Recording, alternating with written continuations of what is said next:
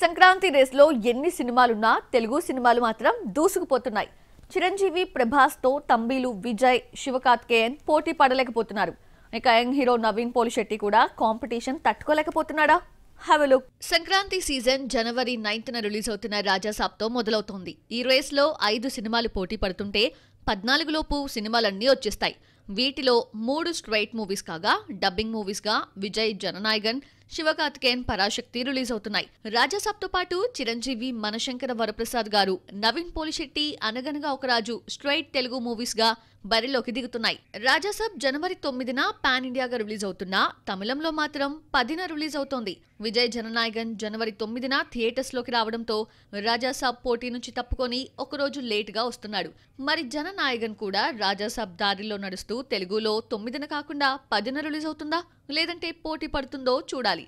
తెలుగులో హిట్ అయిన భగవంత్ కేసరి మూల కథతో జననాయగన్ ను రీమేక్ చేశారు. ఇంతవరకు సినిమా నుంచి టీజర్, ఒక సాంగ్ కూడా రాలేదు.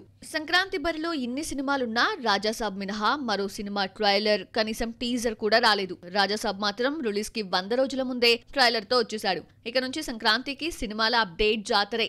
మీసాల పిల్లకు పోటీగా రాజాసాబ్ 23న బర్త్డే సందర్భంగా ఫస్ట్ సింగిల్ తో వస్తున్నాడు. ఆ పైన ఒక్కొక్కటిగా టీజర్, ట్రైలర్, సాంగ్స్ అంటూ వారానికో అప్డేట్ తో వస్తారు. రాజాసాబ్ కంటే మనశంకర వరప్రసాద్ గారు ప్రమోషన్ లో స్ట్రాంగ్ గా ఉన్నారు. అనిల్ రావిపూడి తన బుర్రనంతా ఉపయోగించేసి డిఫరెంట్ ప్రమోషన్స్ తో సినిమాకి విపరీతమైన హైప్ తీసుకొస్తున్నాడు.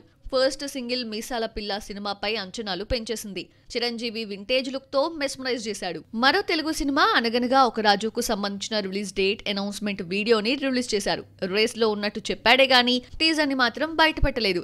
షూటింగ్ టైటిల్ అనౌన్స్మెంట్, షూటింగ్ మొదలైందంటూ వీడియోస్ రిలీజ్ చేశారే గానీ టీజర్ వస్తే గానీ కథ తెలీదు. కానీ అదెప్పుడొచ్చేది మాత్రం చెప్పడం